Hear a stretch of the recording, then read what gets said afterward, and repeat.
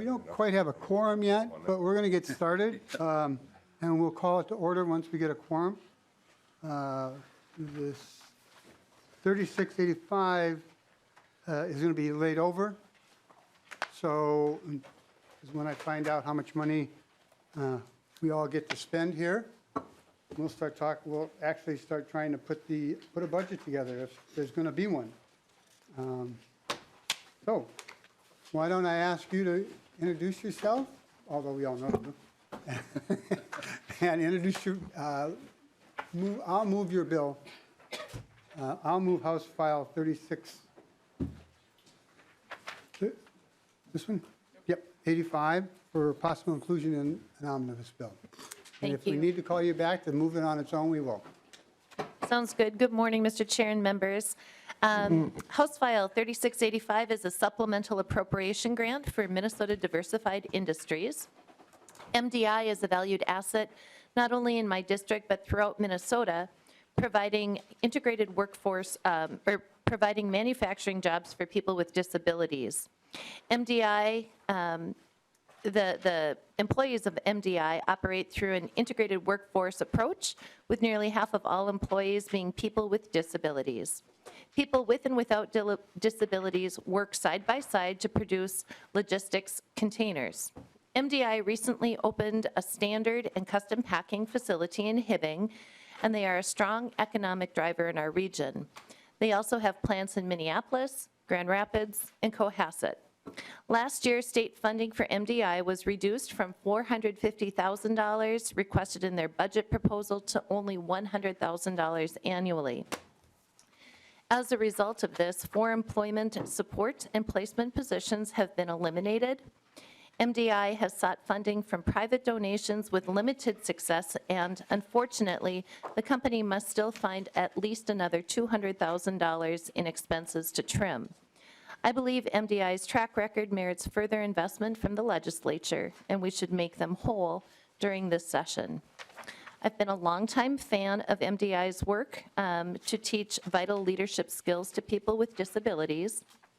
What MDI brings to the table in this regard is unparalleled in our region and in our state, giving people the skills not just to perform tasks as part of a workday, but to understand their own strengths, learn alongside with their coworkers to collaborate as a team, and to take on new challenges.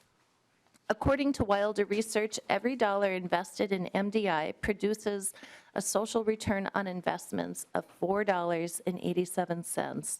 That's a very good value. Organizations like MDI deserve our support so they can continue to offer these meaningful employment opportunities, which deliver not just skills on the job, but valuable life skills as well. I hope that you will consider the importance of this organization and the value it provides and deliver the investments this session. With me today, I have Peter McDermott and a host of other testifiers. If I can turn it over to them, I would like to do that. Thank you. Please introduce yourself for the tape and proceed. Thank you. My name is Peter McDermott. I'm the president and CEO of MDI. With me is Gene Eglinton and Christy Armbruster, who will introduce themselves and a little bit about their backgrounds and how they got involved in MDI. My background is I'm a CPA inactive, was CFO of Plant and Paper Company and Cirrus Design up in Duluth, and an economic development volunteer for my entire career, and actually was professionally for about 6 years. I have a passion for actually creating jobs. And when I got this job about 11 years ago, I found that it was a MDI. We're creating jobs for people with disabilities. I thought it was going to be a bigger challenge business-wise because I knew about business, but I didn't know about working with people with disabilities. It turns out it's easier. People with disabilities appreciate their jobs, they show up for work on time, and they work to their capabilities, which is oftentimes 100% productivity.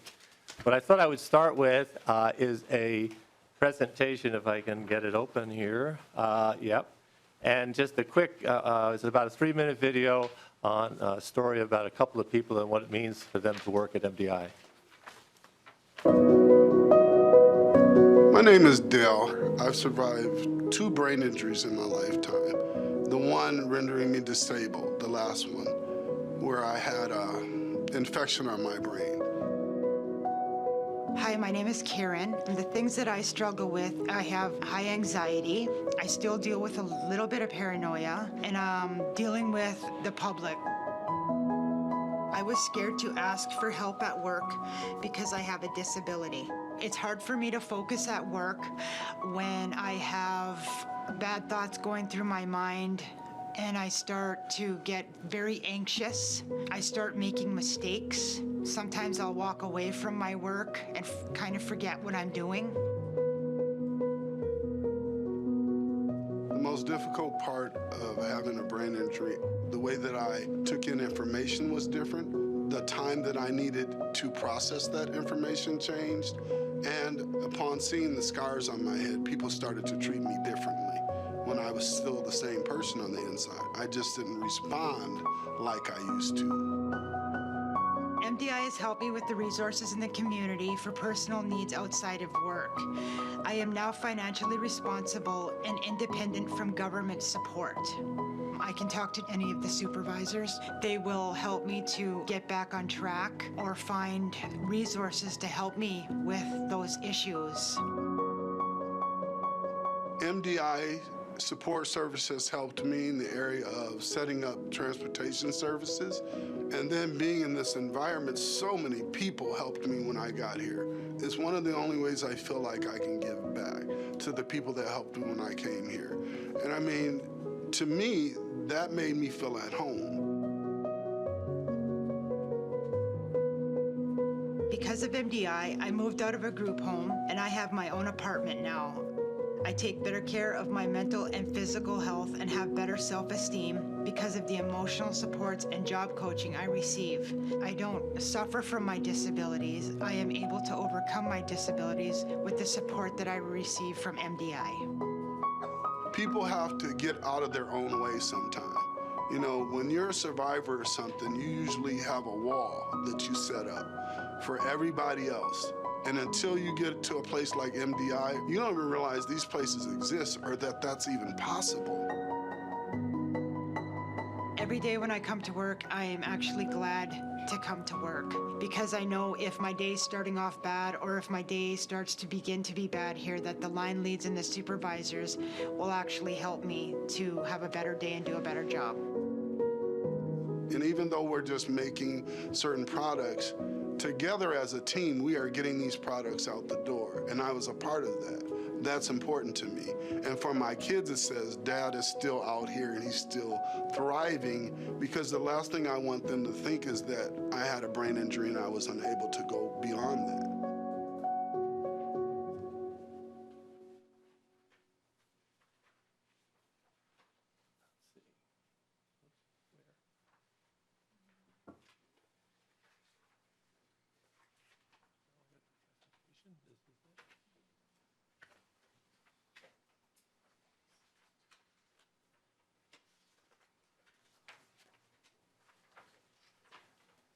Thank you. As you can see, actually, any one of us in this room is this close to being a person with disabilities. An accident you might happen or whatever to you that would cause an injury that would cause you to have disabilities.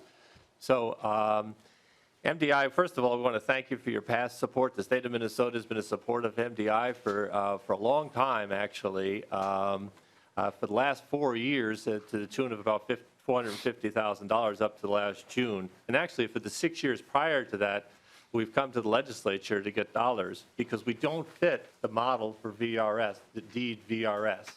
We actually serve people with one significant functional limitation or more to work, where they will only serve people with 3 or more significant functional limitations. And so, but anyway, thank you. So we've had to go to the legislature, and that's what we've done. And so we'll just move on to the slides here. So wait Yep. a minute, if I might, just so, I want to make sure everybody on the committee understands that you don't fit in any perfect space for grants or anything else. Not we have had grants for VRS, but not through the normal extended employment program. Yeah, no, most of that came when Rookie was the chair here, and he was a master at making some of the stuff work, so, yes. Yeah, well, it was kind of crazy. When I first got to MDI 11 and a half years ago, literally, I got a letter that said we're not going to get funded by extended employment anymore because we hadn't filed some returns and whatever. And so I said, well, we'll get back into the program. We'll have CARP certification. That's the Commission for the Accreditation of Rehabilitation Facilities. We'll do everything we need to do and get back in the program. And we have not been able to get back in the program. And I've had many, many meetings with them, and they say, well, you do good work, but you just don't fit our model. Great. So, at any rate. And I'm leaving, so I want everybody on this committee, I hope many of them come back. And I think I say that at least once a meeting here. That, you know, Bob and I are both leaving, and Bob and I have had a long history with you and kind of understand some of this, but I want the rest of the committee and members on the committee to understand you do great work in 3 or 4 different locations, Right. and you don't fit the model. I won't go into anything from last year, but everybody needs to understand why this is one of those times where direct appropriation is appropriate. Thank you for that. So, let's see, I jumped through the agenda. Hold on a second. Okay, so we were just going to talk about who MDI serves, who is MDI, and the consequences of the reduced funding and what the funding is actually used for. So our target population is 100,000 people that are not served by DHS or DVRS. And these are people, as I said earlier, with 1 SFL or 2 SFLs. We serve people with 1, 2, 3, or 4 SFLs, but then at least 1. And they're documented. When they go to a doctor and they get that reviewed, they bring it back to a rehab specialist that looks at it and says, okay, that is a functional limitation to work. So then that was the video.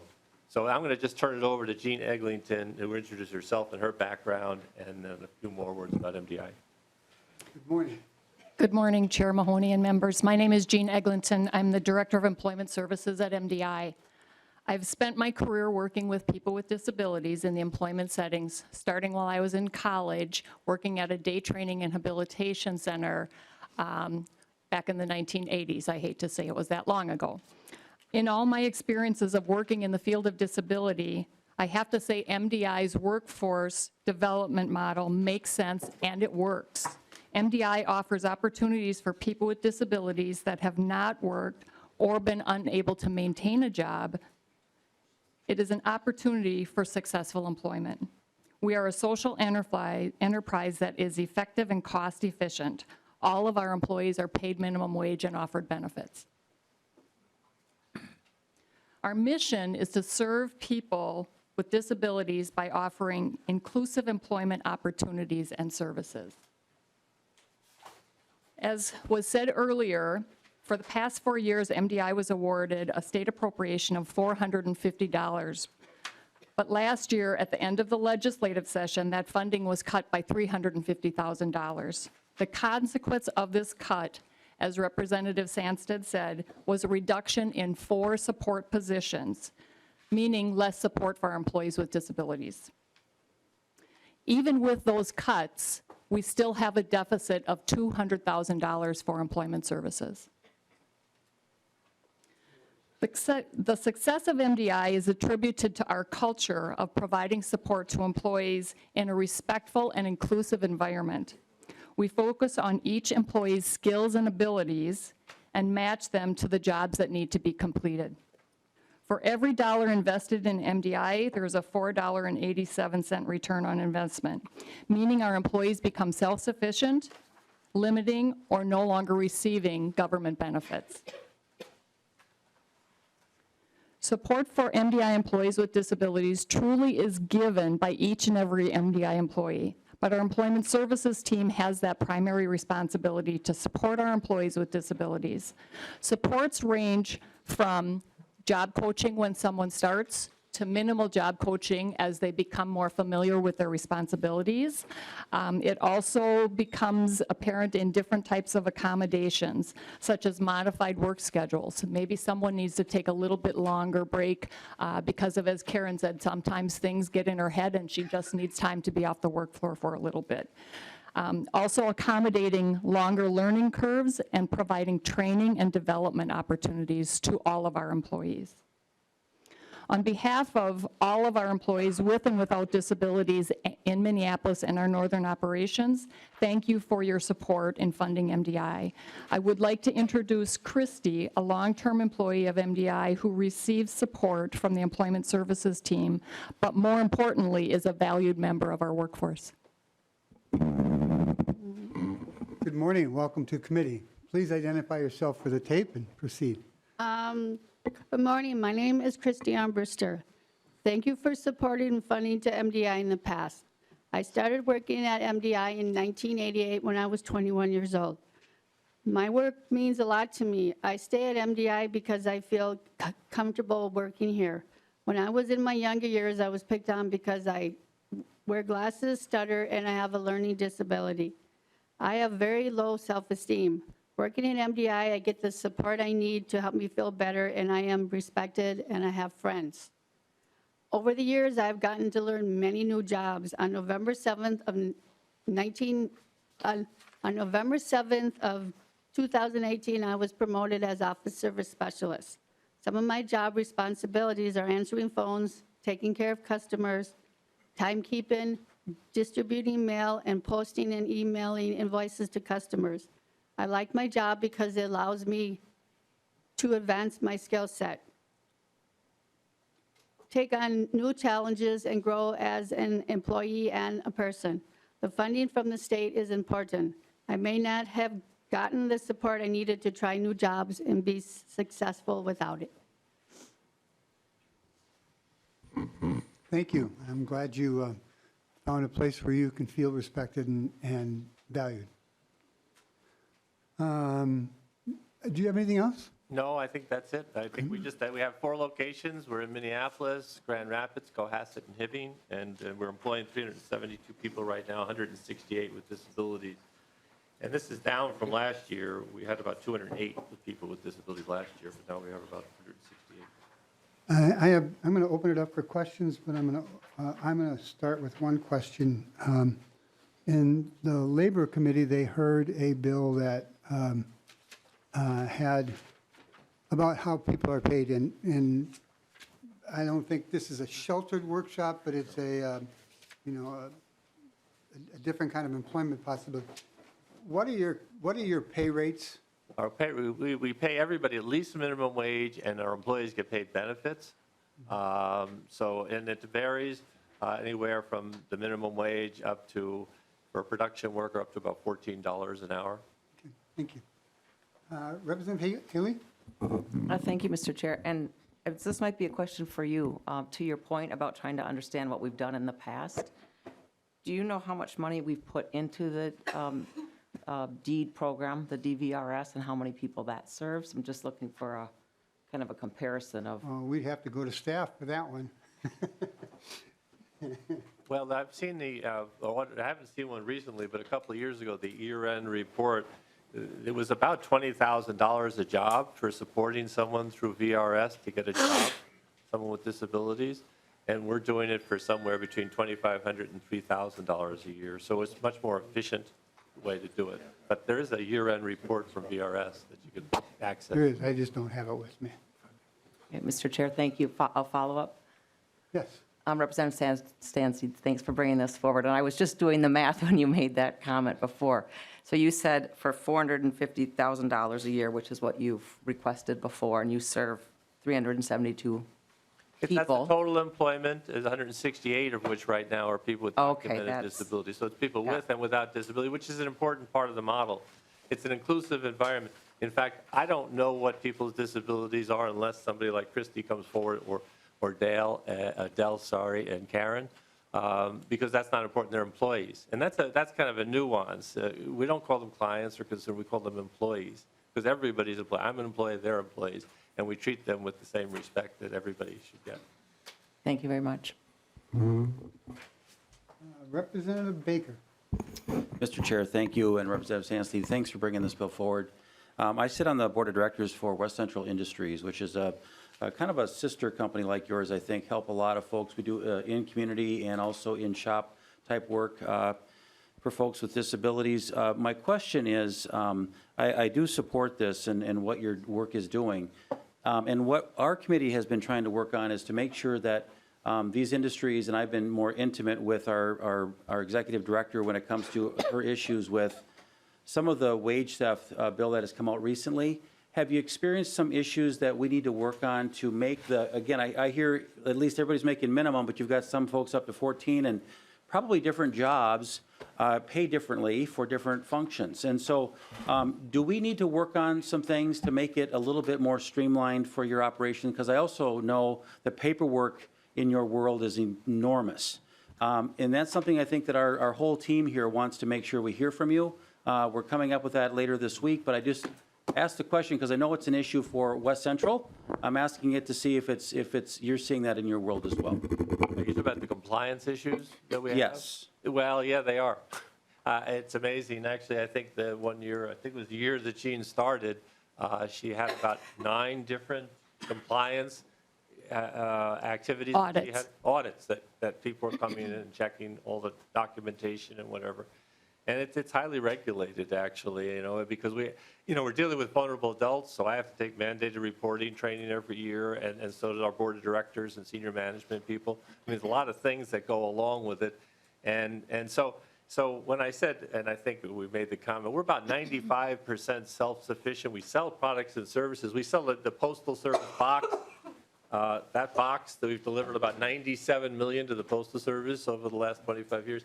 And this is a new product that we developed for Amazon. So last year we had about $2.4 million in sales to Amazon of that box that we designed. It took over a year to design that box. But to answer your question, yeah, there's lots that goes on. I mean, it's a complex business. It's the normal business, if you will, but then it's also got all this add-on. And I believe we can sell products and services, and people like Christy and Bill and Karen can earn their wages and benefits. But the problem is to pay for the extra support, the employment services support. I really think it's the community and the state's responsibility, frankly, and I can't put that on the customers. And so that's how our model works. And we pay minimum wage, and maybe I shouldn't go off on this tangent, but some other places that have people with very, very low productivity, 10%, it's very difficult to pay minimum wage and make that work unless it's somehow subsidized. And we don't take a position, it's not our deal because we're paying minimum wage and benefits, but we're dealing with people that have the opportunity to be 70 or 80% at least productive. And in often cases, that gal that you saw, Karen, she's 140% productive. I mean, she's amazing, actually. So, but just given the opportunity, the problem in the world, the business folks don't do it in general. There are some businesses, and we are working with Medtronic and Boston Scientific and other companies that want to hire people with disabilities on how to do that. So, does that answer your question? Yeah, I think maybe, and I don't know if I was, Mr. Chair, if I was pointing it more towards Jean, just about the wages and sort of the newness of our bill last year that I supported at the very end to make sure that we catch everybody, to make sure we're very open and transparent about what folks are making. Has this been a challenge, though, for your office? So there is no direct impact on MDI, and it's because we do not pay anyone less than minimum wage. But we do have many other reporting because of all of the different government entities that we deal with. Okay, thank you very much. Yeah, if I may ask a clarifying question, and I think Representative Baker is looking to the wage theft law that was passed last year and put in a series of notifications that you had to do. And the complaint has been that it's burdensome with its paperwork. We'll get to that on my next statement on Thursday, but and his question, and I think everyone's question is it exceedingly burdensome? Were these 9 audits connected to the wage theft law that was put into place? We're just trying to find, we're just getting squared up for our Thursday meeting. I promise we won't hold you accountable. So our audits are generally not connected with that, but each government entity that we have license or certification to provide services to, there is an audit connected with that.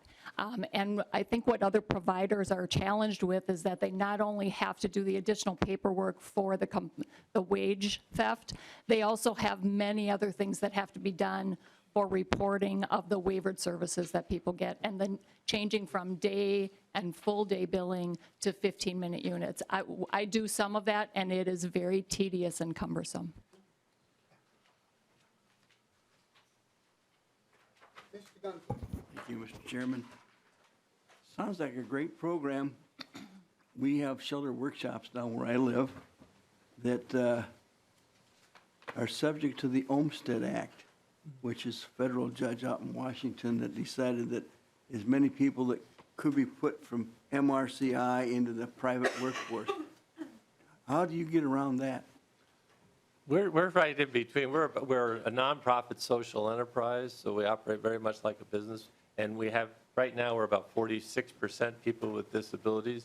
Olmstead was very concerned that people weren't given the opportunity to work in the most inclusive environment possible.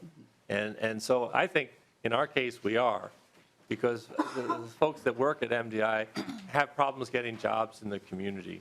I mean, they do. And so as much, by the way, if the world was perfect, MDI wouldn't exist, MCI wouldn't exist. And people in the private sector would be hiring people with disabilities. You know, there's a big movement for DEI, diversity, equity, and inclusion, and it's focused on, you know, veterans and LGBTQ and gender and whatnot. People with disabilities tend to be at the back of the diversity bus because they're not looked at, but there's a significant part of the population. It's just businesses, and I had one business owner tell me, you know, Peter, I tried it once. I tried hiring a person with disabilities. It didn't work out, so I'm not going to do that anymore. Well, that's ridiculous. He's hired people, you know, you always can hire a bad. You have to get the right fit. And that's what Jean and her staff do. She makes sure it's the right fit. And by the way, if she can't find a fit for at MDI, if it doesn't work for them to do the kind of work that we do, she'll help them get a job in the community too. So we do that work also. But yeah, the Olmstead I think it's the right approach. It's just the world isn't changing fast enough. I mean, as far as the for-profit world. I would just add that what we know is that all people with disabilities have difficulty finding employment. I just got an email from one of our salespeople who was out on a sales call, and there's a gentleman that has a bachelor's degree and he has a stutter, and he is being limited because of that stutter. So we're going to try and reach out to him and help him. So it's all people with disabilities that are challenged in finding that job. Some may be able to keep that job. Some others may be challenged. Those are the ones that likely end up with MDI, or the ones that aren't able to retain that job. Thank you. Was there another question? Seeing none, I'll renew my motion to lay this over. Oh, would you like to close with Mr. Chair, thank you. Yes. Members, if you haven't had the opportunity to visit MDI, I would strongly urge you to find one of the facilities near you. They are across Minnesota. It will probably be a life-changing experience for you. I think it's really important to remind you that without MDI, many of these individuals, employees, would not be working, and they would be drawing on some form of government assistance. And here we're coming in for an ask, you know, in totality in the biennium of $450,000. I don't have the number for you, but I would be very confident in saying the value of that investment compared to the cost of what they would be drawing on government services would really be, this is a good value is what I'm saying. This is a very good value. I think that the other thing I want people to know is MDI makes a change in the lives of individuals with disabilities. I met one young gentleman who was less than 40 who had suffered a traumatic brain injury as a result of a stroke. And he had multiple strokes and has since passed away. But his body was affected. He still had the desire to work.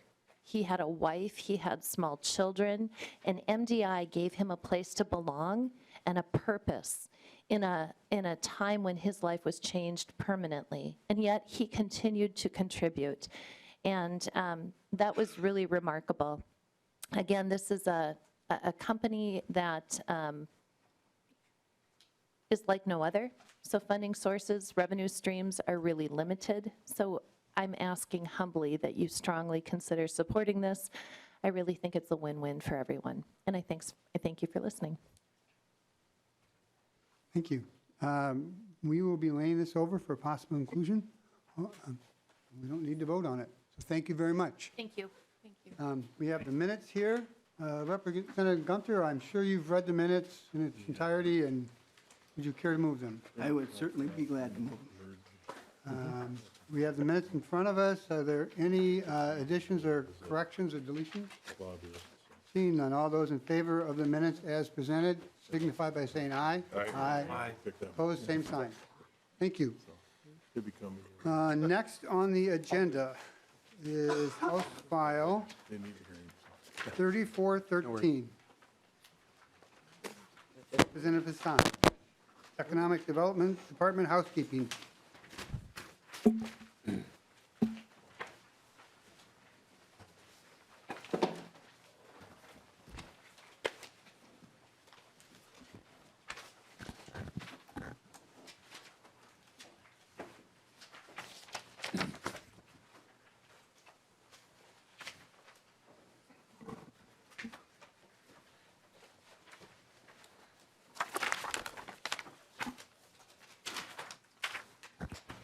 Good. Yeah. Good morning. Good morning. Would you care to move your bill? Good morning, Mr. Chair and members. I move House File 3413. I just presented House File 3358, so sorry. 3413 be laid over. I think, Representative Hassan, I think we're going to just send this right to the general register. Send it. All right. You're so eloquent on the floor, I- I'm just looking forward to you having to move it on the floor. It's too early, and I already presented a bill, so I moved this to the general registry. Thank you. Good morning, members. This is House File 3314. Is relating to economic development, making certain department housekeeping changes. Actually, I have an amendment. Sorry. Mr. Chair, I move the A1 amendment.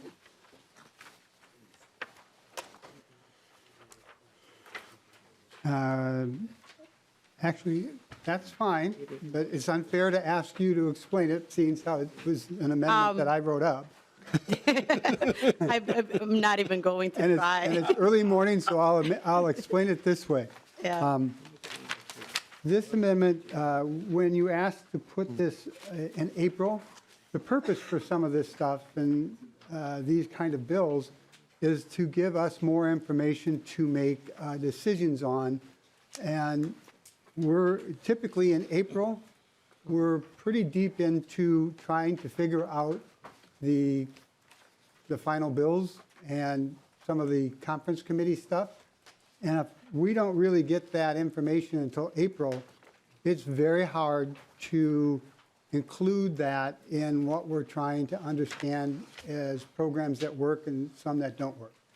So unless there's serious objections from the department, I would like to see this in March. If you are okay with that, Adam.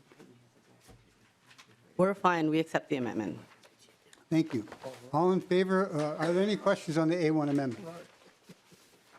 All those in favor of the A1 amendment signify by saying aye. Aye. Opposed, same sign. And we have the bill as the way the chair and the member care to have it. All right, thank you, Mr. Chair and members. This bill makes two minor changes on the Emerging Entrepreneur Programs Required Report. And We just accepted an amendment instead of April for March. And the other minor change is it clarifies that department's annual report to the legislator should cover loans made in the previous year calendar. I have testifier here with me.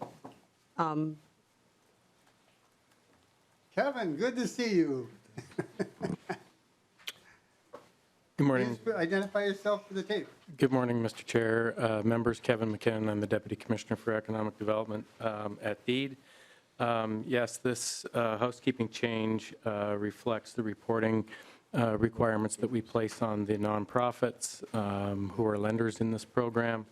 Moving it to March gives them a little bit more time, and obviously us to compile the report and submit to you. Anything else? I'll open it up to questions. Please do.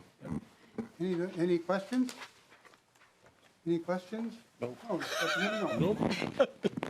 He really wants It's hard for me to look to the left. Well, thank you, Mr. Chair. Thank you so much, Representative Hassan, for bringing this bill forward. Deputy Commissioner McKinnon. So I have a few questions about the program, the Emerging Entrepreneur. I know there's some few things that we want to even go beyond. Number one, the stipulation that we have to add additional 4% to businesses who are trying to make ends meet. Do we have any other program within loan program that adds additional to the market rate interest plus 4% program?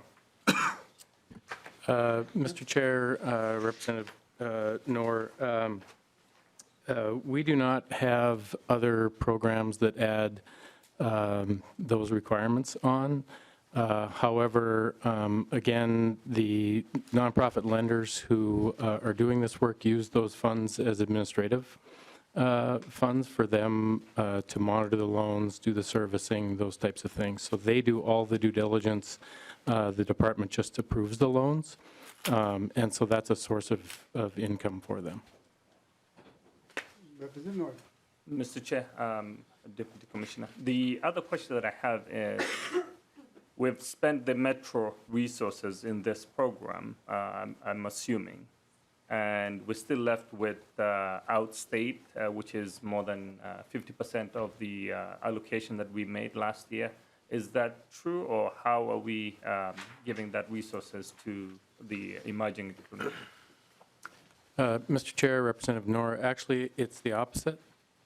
We've actually made more loans in greater Minnesota than we have in the metropolitan area.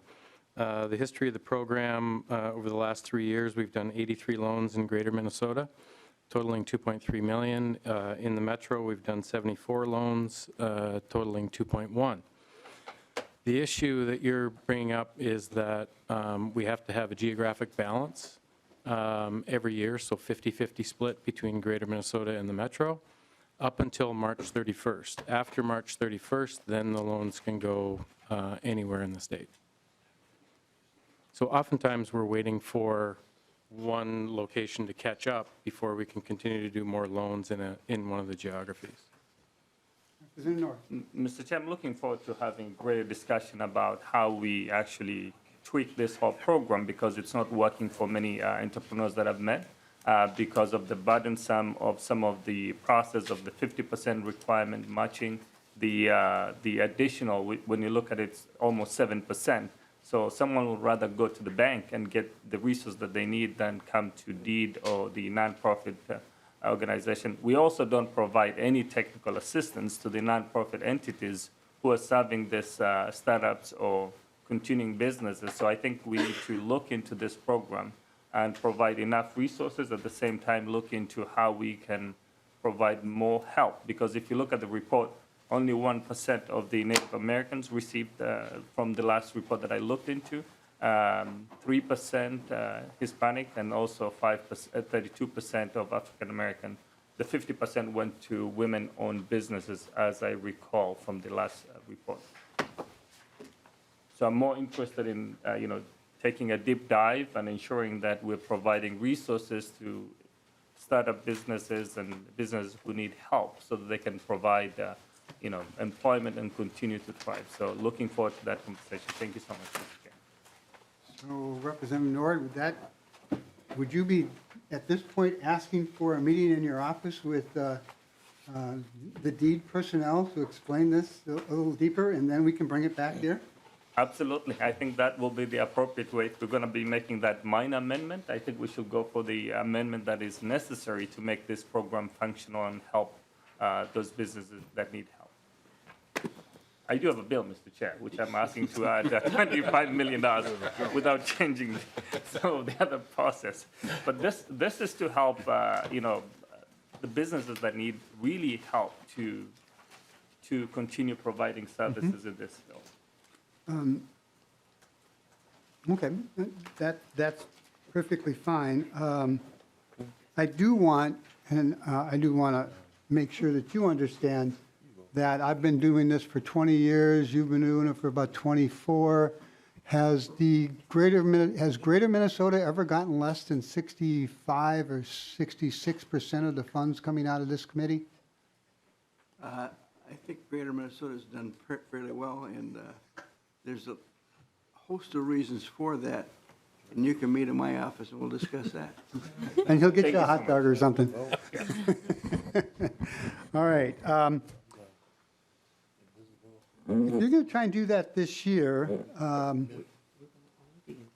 would you mind if I held this over for possible inclusion and then bring it back if everyone can figure out something and we can just do it? We don't have to have a hearing on it at all. We can just move it to the floor. Fine with the department, so I think we can do that. The department doesn't count right now. Well, it's their bill that I'm carrying. My bill now. Yep. It's fine, Mr. Chair. We can lay it over. So I'm going to, are there any other questions? Representative Sandstede. Thank you, Mr. Chair, and to Representative Noor's comments about the awards of, let's say, to the Native Americans. I believe you said 1%. I'd be interested in discovering exactly how many Native American entities or businessmen or whoever applied for anything. So when you report 1%, it's quite possibly that 50% of the applicants did receive funding. So I'd be interested in that number as well. So seeing no other questions, I'll move that. I'm going to change my motion that, no, you get to change your motion on House File 3413 be laid over for possible inclusion. Mr. Chair, I renew my motion and ask that this be laid over for possible inclusion. Thank you. Thank you.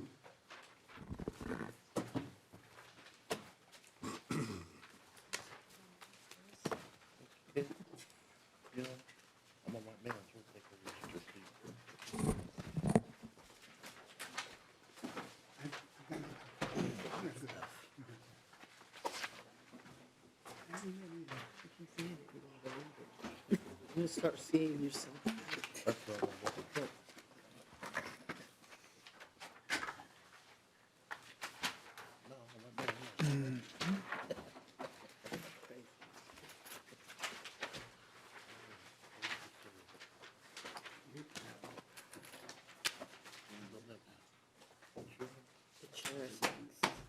Nord, would you care to take the gavel?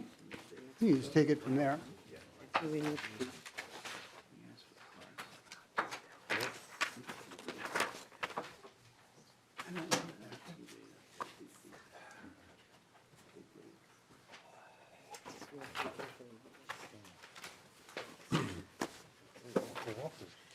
know, and I'm sure you didn't read it.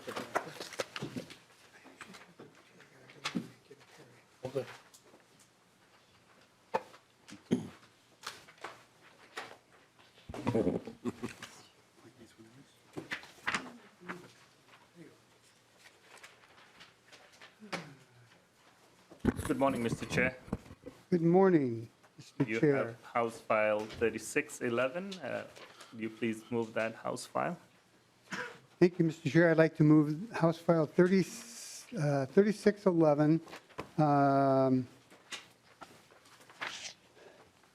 Mr. Chair, I'm going to ask that it be laid over, and if we we may be moving a lot of bills directly to the general register without having a second hearing.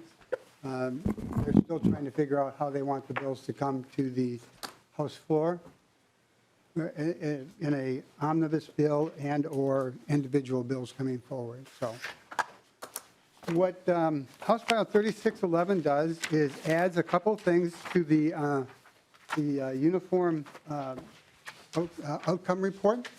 And the reason that I have been doing this for a good number of years is that the more information that we get on the workforce programs, their success, their I don't want to say failures because I don't think they're failures, but how are we getting folks into long-term jobs, family-sustaining jobs? How are we doing the training that this needs, and how can we better improve these training programs to do a better job so that people aren't coming back more than once or twice for training to improve their job skills and be able to sustain families. And what this bill does, and it's on page 2, line 15, a list of program goals as defined in the grant agreement and an analysis of the program's progress in achieving the goals as defined in the grant agreement. It may cost some money, and they need to bring that forward to talk to us about what they believe the individual programs would have to spend in order to do that analysis and present it to us. And they need to present that to us prior to us acting upon it in committee and putting it into our budgets. It is, I can go through a whole number of these things, but we just don't have that, we don't have the in-depth analysis. And there's a couple of other ways we can do this. We can, analytics, but that's an awfully expensive program. And I'd like to see if something like this works first, an analytical analysis of the program done on it costs about somewhere between $75,000 and $125,000. And I don't think that's a bad investment for us to make, but we can't afford to make it to every one of those particular programs. I think we're over 175 workforce programs. So I'm going to leave it to somebody else to come up with a way to, as a pipe fitter, they don't check each and every one of my wells with an x-ray because that's pretty expensive. But they check 1 out of 10. Maybe that's the kind of program we do with workforce and not to use it as a punishment, but to use it as a way that they can improve their program. I have, for years, heard of people going through the programs of workforce training and really not getting or maintaining the job. There's no sense in training someone who had trouble getting out of high school to try to be a brain surgeon. We need to find better ways of getting that high school graduate a job that pays $50,000 a year. I've always looked at our workforce training programs not so much as a job training program, but as a program of how we get people to have self-respect and pride in their life and work with their kids and make a better life for their families, but also for our cities of St. Paul, Minneapolis, Rochester, St. Cloud, the state of Minnesota. And, if you're paying I can go on and on. I could do that for a long time. I have someone from one of the philanthropic groups to talk a little bit about this, and then open it up for other witnesses or questions.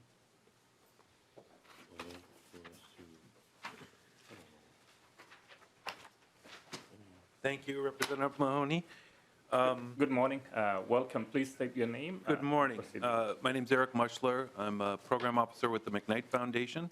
Appreciate the invitation to speak on the report card. So I'm here today on behalf of the Minneapolis-St. Paul Workforce Innovation Network, or MSP-WIN for short. MSP Win is a philanthropic collaborative created around 2012 to work together towards a prosperous and equitable state where businesses have the skilled workers that they need to compete, and all Minnesotans have the opportunity to participate in workforce and advance toward family-sustaining wages. In MSP Win's first few years, we helped create a uniform outcome report card, in part to help ourselves understand the various self-reported and variety of program documentation coming out of the workforce development system. We wanted to have a more consistent and transparent reporting mechanism for outcomes for our own use and for the state workforce investments. MSP Win members are funders of workforce development programs, just like the legislature, and we believe that having a single regular reporting structure with standard definitions and key data points would help provide all of us more clarity about the outcomes of the programs that are working and for whom they're working. But our principal motivation for championing the uniform report card was not for the sake of compliance, reporting, or even accountability, though it does all those three things. The fundamental reason was to foster a workforce system that supports learning and continuous improvement, by which I mean provide ever-increasing value to both program participants and businesses that need skilled workforce. Our hope was that this kind of tool and the analysis it enables would help Minnesota close the skills gap, respond to employers' needs better, and improve the reach and better serve the changing demographics of our workforce. Unfortunately, the report card has not been as used consistently as we had hoped to help guide funding decisions and thus has not had the impact on the overall workforce system that was desired. Yet we still believe measuring outcomes is vital, and the report card remains a valuable framework for that measurement. We do not want to see this become a report for a report's sake. We want it to be a relevant and useful tool for you, for DEED, for service providers, for other funders, and the public. So we are very interested to hear the discussion around Chair Mahoney's proposal in front of you today. Regular reviewing and improving the report card can ensure it contains the information you need to assist in your decision-making and learning, which is imperative. A strong measurement tool like this can lead not only to improvements in workforce programs, but also to improvements in understanding how effectively or ineffectively we are serving key populations as we move toward common goals of workforce and equity goals. It could be also helpful in demonstrating to the business community that our investments are smart and achieving results that are relevant to their needs and interests. So I want to thank you again for the invitation to speak today and give a little bit of context for the uniform report card. I'm happy to answer any questions that you might have. Thank you so much for your presentation. Any question? I have Representative Moran and then Baker, and then we'll start with Representative Moran. Thank you, Chair Noor. So you mentioned that to the testifier that there has been since 2012 they've been trying to utilize uniform report card, but it hasn't worked. Do you have any reports back about why it's not working? The information's there. It's used by a lot of people within the workforce system, not always used by the legislature and looking at where earmarks might be going, not always used by DEED itself because of the existing funding streams and partners that already are in place with DEED. But increasingly, I think people are looking to it as a place that there's some commonality in what we can look at. So, for example, MSP Win took some of that analysis from the report card and can show that career pathway programs have greater outcomes than some of their other programs. In the end, the difference in wage increase for career pathway programs tends to be higher. They're serving diverse populations more readily. So there's a lot of things to take from it, and it is that analysis for MSP Win that put us on a path to really support things like pathway programs more readily. Representative Moran. Chair Noor. So you also mentioned words like, I'm not sure if I can agree with a uniform system of reporting, whether that is best for all, because, it's a matter of whom is working for. It matter, those things matter. Whether the standards can be cumbersome for maybe a bigger entity than a smaller or communities of color, what's the barriers to success or outcomes or impacts or, so, I guess I'm looking for you, not so much as what's not working, but why it's not working and what some of the data from 2012 to 2020 is where we need to be going to get some uniformity across all those sectors that you spoke about, including what is happening at D, what's happening here at the legislature, as we're making decisions. Do they really align what is happening back out in the community in regards to the workforce? So if you have anything to share on paper, that would be great.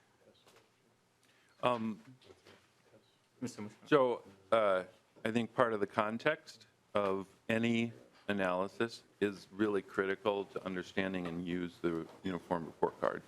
So I think that's very valuable. I think providing that context to a program is one of the things that is helpful in understanding what the sort of hard data points are. But I think that that's actually part of what, again, our interest was in learning and continuous improvement.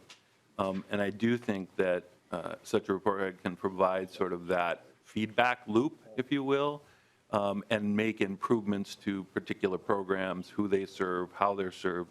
And I think there are examples of programs that use this information in ways that feed back into their program, looking at their own practices. Mr. Chair. Mr. Chair, go ahead. If I may, Representative Moran, we actually brought that forward about 5 or 6 years ago, in part in their original concepts, and they brought them forward. It was not well received by those that we fund and try to force them to do continuous improvement. There was great resistance when Representative Norton and I put together the present report from almost each and every one of the workforce training programs. They said, well, we come to you and tell you in committee. Isn't that good enough? And when I asked, do you have any proof of this success or failures? He says, well, we don't keep those records because it will cost us too much money to, we'll have to take money away from training in order to do that.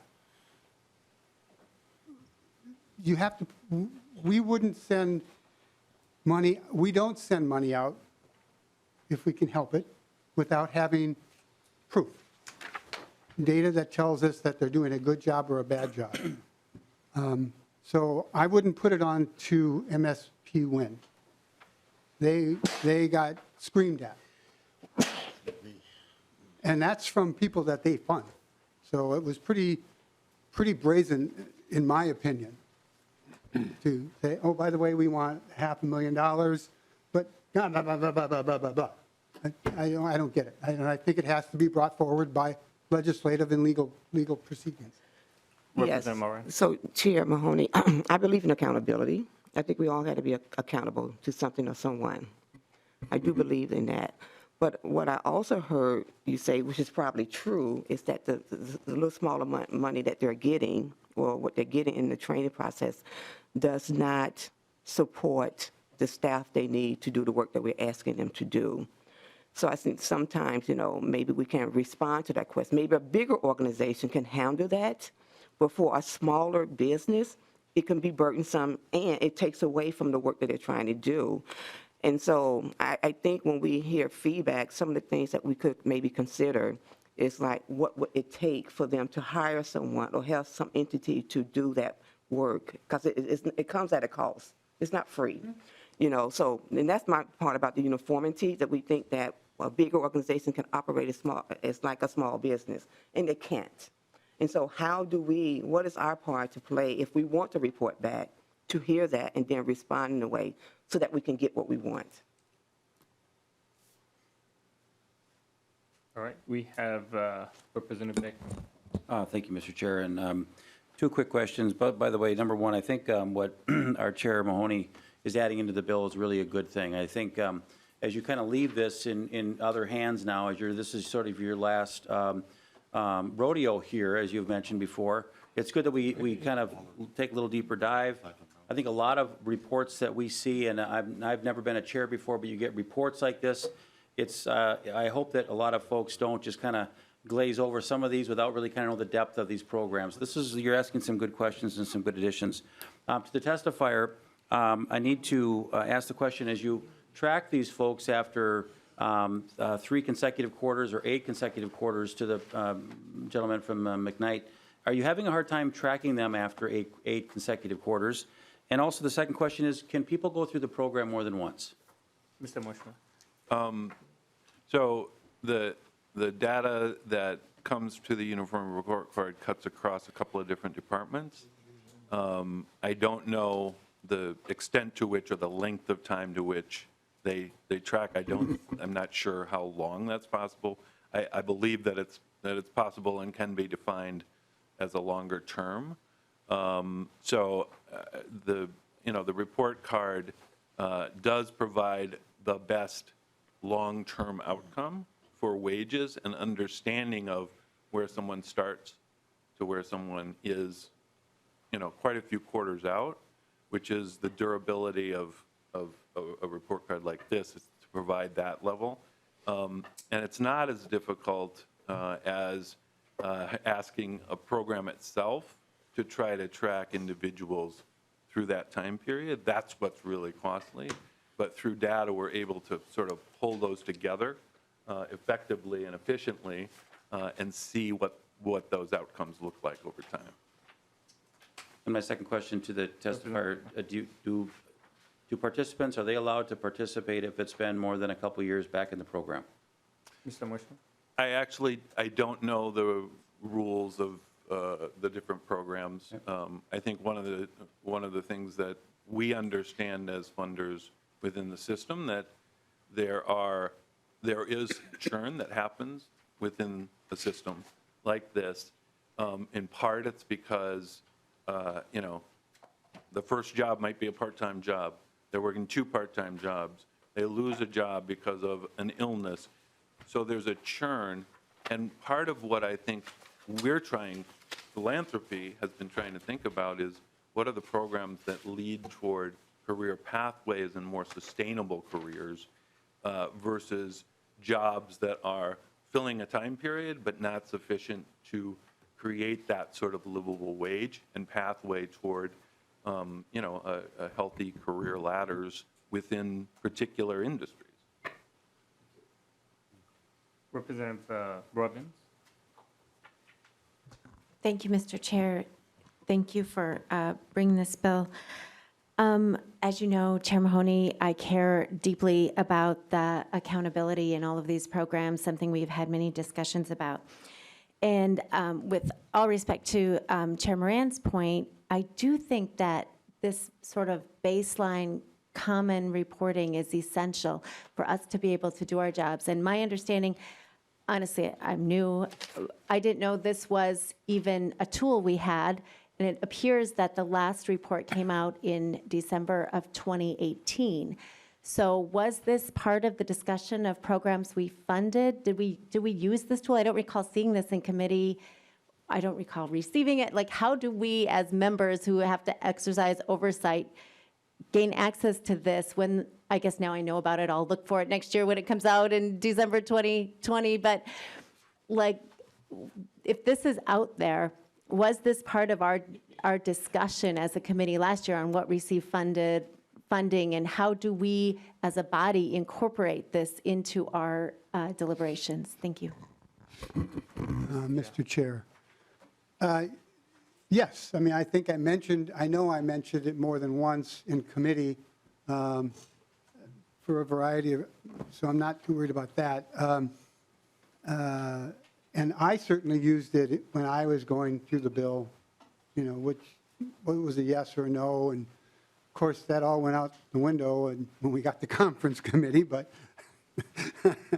that's typical sometimes. And yes, this should be something, if I was here next year as chair, it would have been part of the requirement that any bill that comes before the committee have this report included in its packet or in the comments that whoever is presenting the bill has to make. And next year, I would have worked yet this year to put money out there to figure out how to, or money to come up with what we should be able to help organizations of a certain size do this kind of accountability. Because again, as I said earlier, you can do it that way, much cheaper, or you can do it with an analytic discussion or look at what these organizations, 1 out of 10 organization every year. And that's kind of to keep everybody on their toes about this stuff. So, and then there's the other way of what you have to do is get the student, the client, to sign a waiver that allows you to to go into the government data and pull out their name by Social Security and track that person. That gets into data privacy and a number of other places, and I don't think they want to do that. Although I think I think workforce training has to have a much, much better outcome, or we may have to do that because it's not being very successful. I've heard 3 or 4 questions about do people go back? Yes. Anecdotally, I know people who have been back to the workforce training 5, 6, 7 times. That's very frustrating. The cost of that is about somewhere between $8,000 and $15,000 per training. So that person that we sent through 5 times is $75,000. Chair Mahoney. A lot of money. Are we not collecting the data in Workforce One, which is used by DEED? And are they not using their business intelligence program, which they collect analysis of the data at this point? I know for students, it's a separate issue, but for every program that we have, are we not using Workforce One as our underlying reporting process? Because everyone you have to track, and it's connected to different entities from DHS to other programs, so that we can see how these programs are aligned. Are we not doing that from the department perspective? We can certainly call DEED down if you would like, but I believe that we are. I believe we are way more siloed than we probably should be. Representative Haley? Oh, Representative. I just want to thank you for that answer, Chair Mahoney, and encourage us as a committee to use this tool in the future.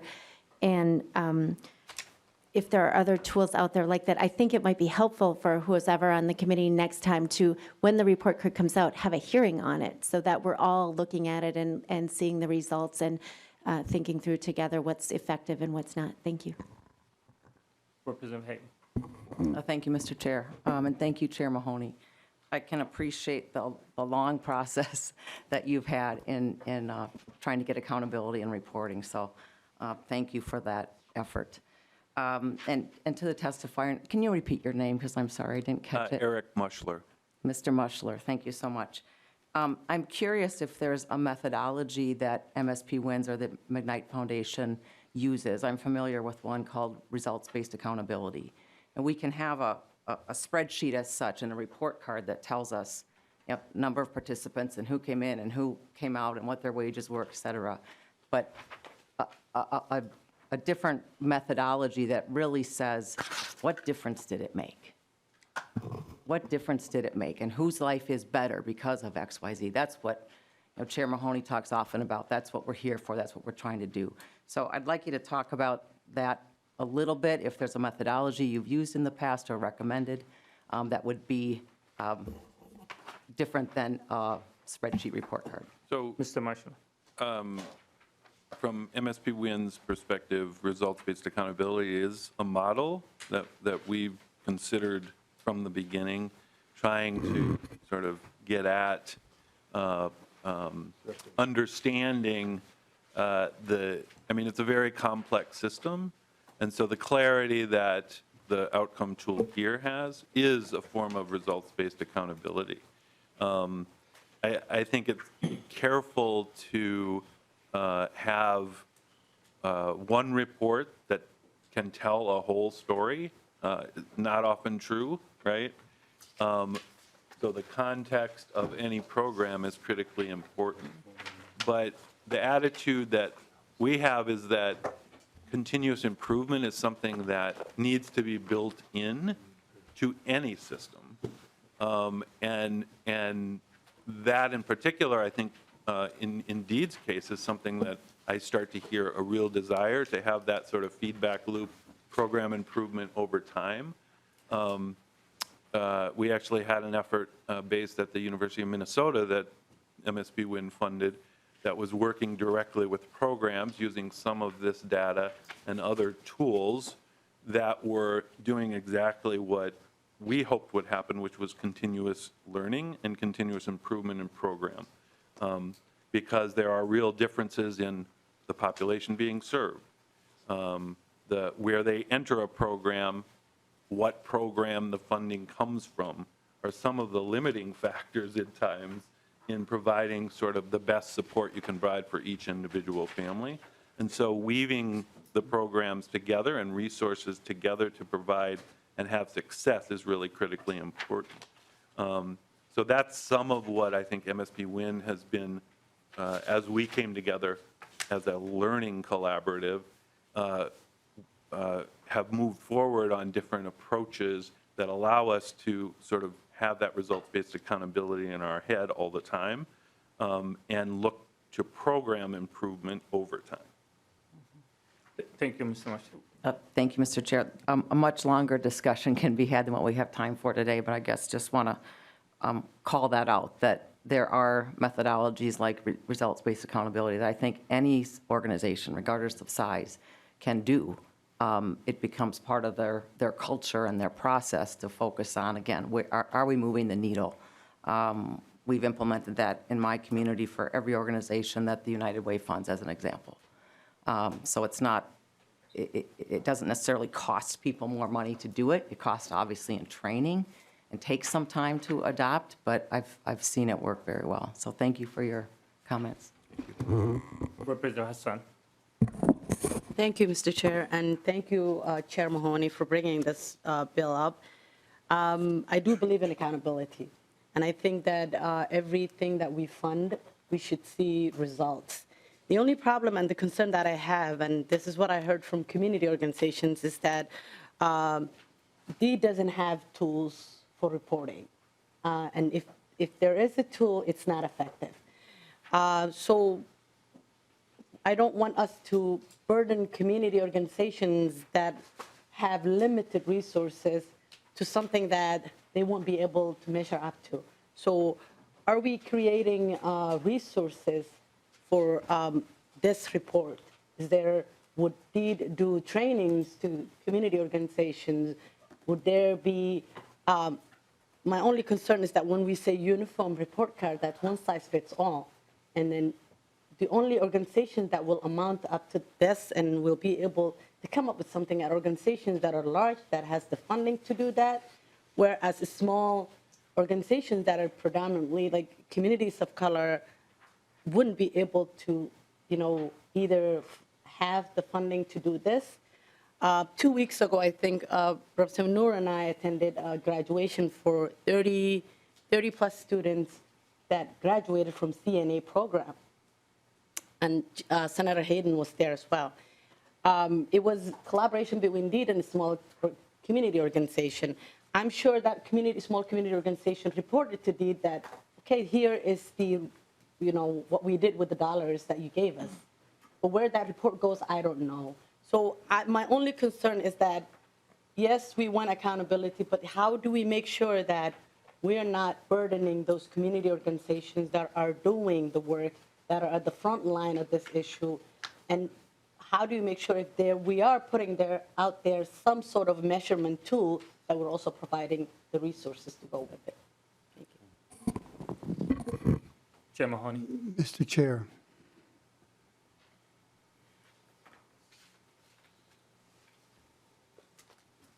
I have been working on accountability for 20 years here.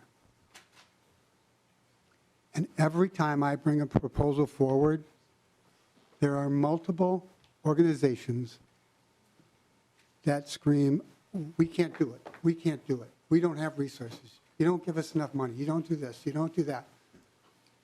Frankly, at this point, I believe it's a concerted effort by the workforce training businesses to hamstring the legislature. And I have lost all my faith, almost all my faith in workforce training programs. So if you want to do this, we can do this. But understand that a 20-year veteran of this program, and I have fought hard for these programs for 20 years. I don't have any faith. I have very little faith in them anymore. I think there are things that I can't say on a tape. Representative Gunn. Thank you, Mr. Chairman. I think one of the big pluses that we have by having a report card like this is that... We do have a report card. This is adding two things to it. Yeah, well, I agree. But they already have some of these things. And we read how well these programs are doing or how they can improve. That's the thing that we're going for. We're looking for those programs that can, with DEED's help and other people's help, improve and become better and more productive. But at the same time, if they can't, it's maybe time that we reward those that are doing the right thing, that are producing the right products, to get more money while we eliminate the ones that aren't. It's a tough way of looking at it, but if you do not produce certain things within your program, if you're not doing what your program was designed to do, maybe it's time when we take a program like yours, give them more and take yours away. Chair Mahoney, any closing remarks and renewing your motion? I'd like to renew Mr. Chair, I can't remember. Is we holding this over or are we passing it on? I'd like to renew my motion that House File 3694 be laid over for possible inclusion. Chair renews his motion 3611 to be laid over for possible inclusion. Thank you, Mr. Chair. Chair Mahoney, we do have... I'm sorry, wait, did I say House File 3694? 3611. How about we try 3611? Yep, I corrected that one, Mr. Chair. So we have House File 3694 in front of us. Yeah, thank you. Thank you.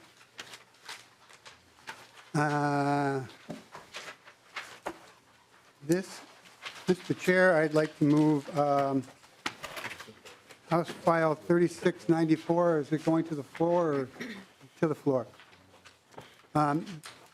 This is the housekeeping bill for the Bureau of Mediation Services.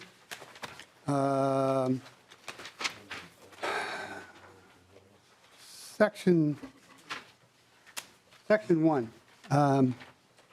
This reduces the initial application fee from $100 to $50.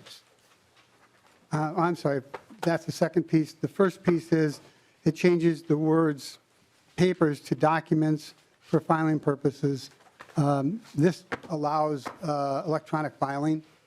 So section subdivision 3 changes paper to document, which allows for electronic submission.